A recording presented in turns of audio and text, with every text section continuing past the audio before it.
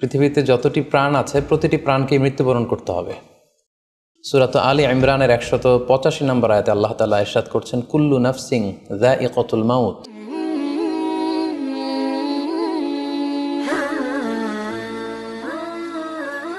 আসসালামু আলাইকুম ওয়া রাহমাতুল্লাহি ওয়া বারাকাতুহু। নাহমাদুহু ওয়া নুসাল্লি আলা রাসূলিহিল কারীম। আম্মা বা'দু ফাআউযু বিল্লাহি মিনাশ শাইতানির রাজীম। বিসমিল্লাহির রহমানির রহিম। আব্দুল্লাহ নামে এক ভাই প্রশ্ন করেছেন, বাথরুমে গিয়ে অনেকে মৃত্যুবরণ করেন। বাথরুমে মৃত্যু কি ভালো না মন্দ জানতে চাই। প্রিয় ভাই আব্দুল্লাহ, আপনার এই প্রশ্নের উত্তরে বলবো যে পৃথিবীতে যতটি প্রাণ আছে প্রতিটি প্রাণকে মৃত্যুবরণ করতে হবে। সূরা আলী ইমরানের 185 নম্বর আয়াতে আল্লাহ তাআলা ইরশাদ করছেন, কুল্লু নাফসিন যায়িকাতুল মাউত।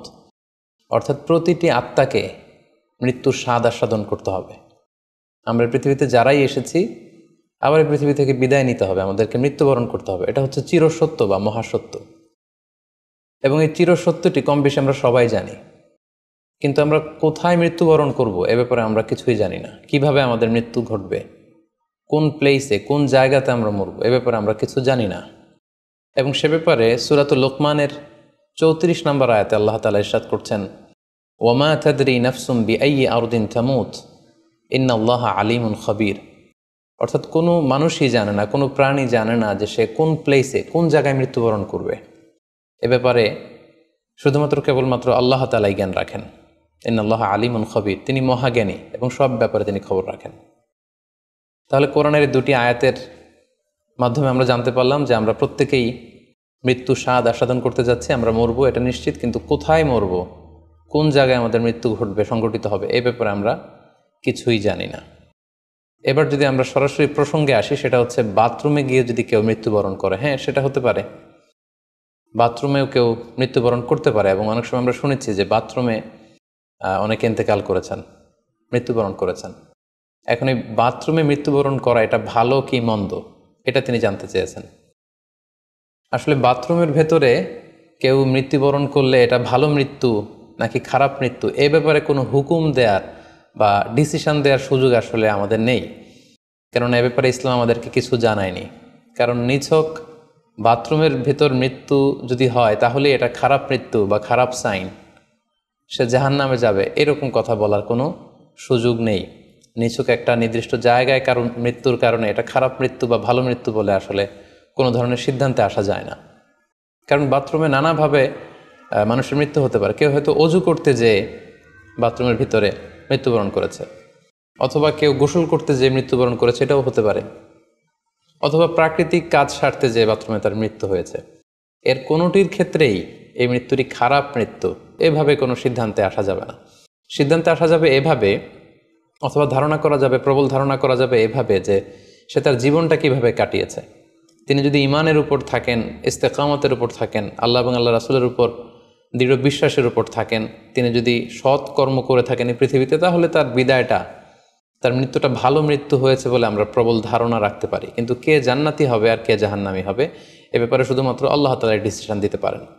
এক্ষেত্রে অনেকে একটি হাদিসের মিস ইন্টারপ্রিটেশনের কারণে এই ধরনের ধারণা করে থাকতে পারেন যে হাদিসটি সহিহ বুখারীতে এসেছে। আল্লাহর হাবিব সাল্লাল্লাহু আলাইহি ওয়াসাল্লাম বলেছেন, ইন্নামাল আমালু বিল খাওয়াতিম। অর্থাৎ মানুষের কর্মফল নির্ধারিত হয় তার শেষ কাজের উপর ভিত্তি করে। তার শেষ জীবনটা যদি ভালো হয় তাহলে তার মৃত্যুটা ভালো হয়েছে বলে ধরা হবে। এই হাদিসের মিস ইন্টারপ্রিটেশনের কারণে অনেকে হয়তো ধারণা করতে পারেন যে বাথরুমের ভেতরে কারো মৃত্যু ঘটলেই সেটা খারাপ মৃত্যু। আসলে ব্যাপারটি এমন নয়। হাদিসে যে বিল খাওয়াতিম বলা হয়েছে, এর ব্যাখ্যা এসেছে যে বিল খাওয়াতিম মানে হচ্ছে মা ইয়ামালুহু ফি আখিরি হায়াতি। সেটা শেষ জীবনে কি কাজ করেছে সেটার উপর ভিত্তি করে তার মৃত্যুটা ভালো নাকি খারাপ এটা নির্ধারিত হবে। অনেকের এমন হতে পারে যে জীবনের শুরুতে তিনি ইসলামকে মানতেন না, আল্লাহকে বিশ্বাস করতেন না, কিন্তু শেষ জীবনে এসে তিনি বিশ্বাসী হয়েছেন, তিনি সৎকর্ম করেছেন এবং সেটার উপর অটল থেকেই তার মৃত্যু হয়েছে। সেক্ষেত্রে আমরা প্রবল ধারণা করতে পারি এবং আশা করতে পারি যে তার মৃত্যুটা ভালো হয়েছে। কিন্তু নিছক বাথরুমের ভেতরে যদি কারো মৃত্যু ঘটে, এই কারণে এটা ভালো মৃত্যু নাকি খারাপ মৃত্যু সেই সিদ্ধান্তে আসা যাবে না। তবে কোরআন সুন্নাহ আমাদেরকে কিছু আলামত বা সাইন দিয়েছে। এই সাইন বা নিদর্শনগুলো খেয়াল করে আমরা বুঝতে পারি যে কারো মৃত্যুটা ভালো মৃত্যু হয়েছে নাকি খারাপ মৃত্যু হয়েছে। সেক্ষেত্রে শুরুতে আমরা আলামাতু সুইল খাতিমা, কারো মৃত্যুটা খারাপ কিনা বা মন্দ মৃত্যু বা মন্দ বিদায় কিনা সেটা আমরা শুরুতে শুনব। সেক্ষেত্রে আমরা যদি কোরআন সুন্নাহর দিকে তাকাই তাহলে দেখব যে কোরআন সুন্নাহ আমাদেরকে জানিয়েছে কেউ যদি আত্মহত্যা করে মৃত্যুবরণ করে তাহলে এটা আমরা বলতে পারি যে এটা একটা খারাপ মৃত্যু ছিল। কারণ আল্লাহ রাসূল সাল্লাল্লাহু আলাইহি ওয়াসাল্লাম ইরশাদ করেছেন, সহিহ বুখারীতে এসেছে, মান কতালা নাফসাহু বিশাইইন উযযিবা বিহি ইয়াউমাল কিয়ামা। যে ব্যক্তি তার নিজেকে যেই জিনিস দিয়ে আত্মহনন করবে বা আত্মহত্যা করবে, কিয়ামতের দিন তাকে সেই শাস্তি দেওয়া হবে। লেটসে কেউ যদি ছুরি দিয়ে স্ট্যাবিং করে তার প্রাণ হনন করে, জাহান্নামে সে কেবল জাহান্নামের ছুরি দিয়ে নিজের পেটের ভেতরে এরকম ছুরিকাঘাত করতেই থাকবে, এটাই হবে তার শাস্তি। কেউ যদি বিষ পানের মধ্য দিয়ে সুইসাইড করে তাহলে জাহান্নামে তার শাস্তি হবে জাহান্নামের বিষ খেয়ে খেয়ে সেই কষ্ট বা শাস্তি ভোগ করবে। কেউ যদি গলায় দড়ি দিয়ে বা ওড়না পেঁচিয়ে গলায় ফাঁস লাগিয়ে সুইসাইড করে তাহলে আল্লাহ রাসূল সাল্লাল্লাহু আলাইহি ওয়াসাল্লামের হাদিস অনুযায়ী জাহান্নামে সে গলাতে শুধু ফাঁস লাগাতেই থাকবে। তাহলে আল ইন্তিহার মানে সুইসাইড, আত্মহত্যা করে যদি কেউ মারা যায় সেক্ষেত্রে আমরা বলতে পারি যে এটি খারাপ মৃত্যু ছিল, মৃত্যুটি ভালো ছিল না।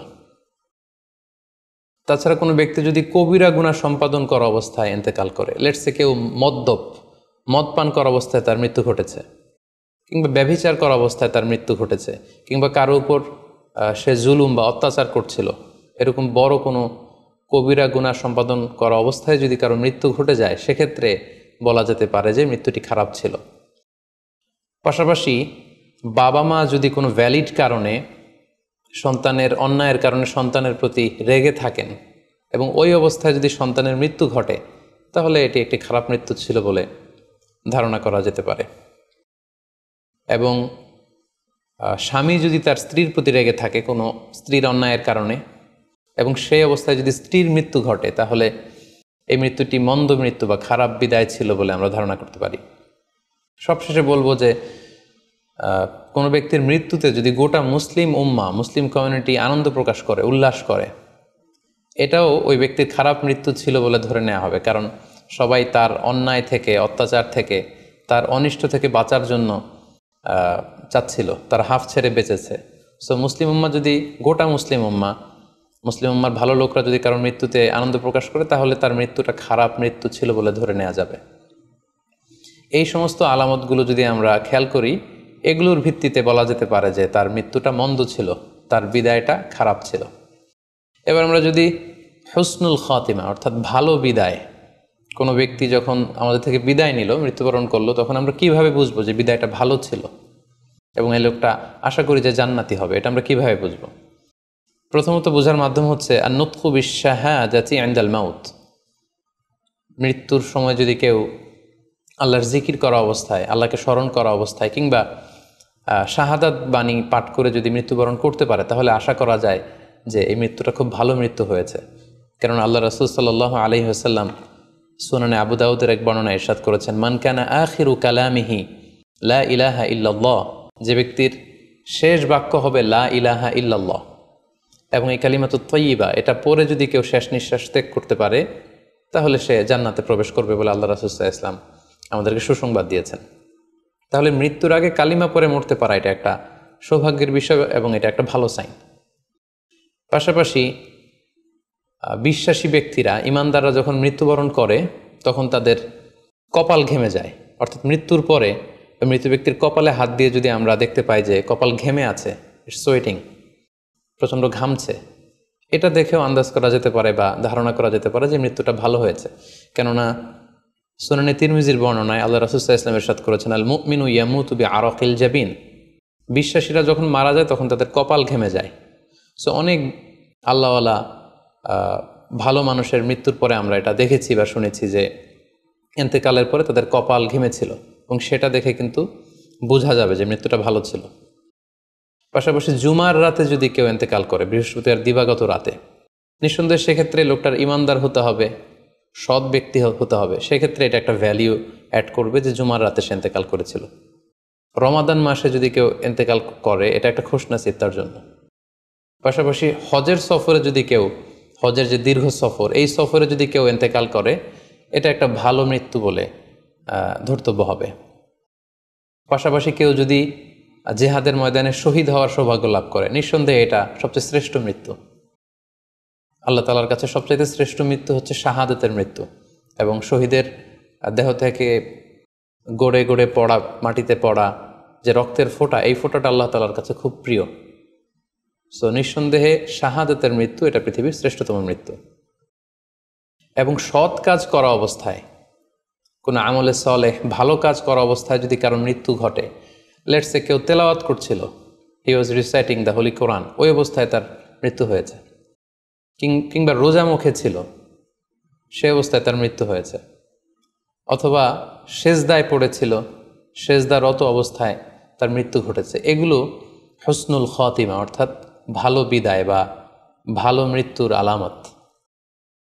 তাহলে আমরা সুউল খাতিমা এবং আলামত হুসনুল খাতিমা কোন কোন আলামত দেখে আমরা বুঝবো যে মৃত্যুটা খারাপ মৃত্যু ছিল, এবং কোন কোন আলামত দেখে আমরা বুঝবো যে এটা ভালো মৃত্যু ছিল, কোরআন সুন্নাহর আলোকে সেগুলো আমরা জানতে পারলাম। এর কোথাও কিন্তু বাথরুমের ভেতরে মৃত্যুবরণ করলে এটা ভালো মৃত্যু বা খারাপ মৃত্যু, এর কোনোটাই কিন্তু সিদ্ধান্তে আসা যাচ্ছে না। সেক্ষেত্রে সেই ব্যক্তি তার শেষ জীবনে কেমন আমল করেছে, তিনি কি ইমানদার অবস্থায় ছিলেন, তিনি কি সৎকর্ম করেছেন, তিনি কি সালাত আদায় করতেন কিনা, এগুলোর উপর ভিত্তি করে তার মৃত্যুটা ভালো মৃত্যু বা খারাপ মৃত্যু সেটা আমরা বলতে পারবো। কিন্তু নিছক কেবল বাথরুমের ভেতরে কারো মৃত্যু হলেই সেটা মন্দ মৃত্যু, খারাপ মৃত্যু, অপমৃত্যু, এরকম ধারণা করার কোনো সুযোগ নেই। আশা করি আপনি প্রশ্নের উত্তর পেয়েছেন। আল্লাহ তাআলা আমাদের সবাইকে ইসলামকে সঠিকভাবে বুঝার, জানার এবং সে অনুযায়ী মানার তৌফিক দান করুক। হাযা মা ইনদি ওয়াল ইলমু ইনদাল্লাহ আলাইহি তাওয়াক্কালতু ওয়া ইলাইহি উনীব। আসসালামু আলাইকুম ওয়া রাহমাতুল্লাহি ওয়া বারাকাতুহু।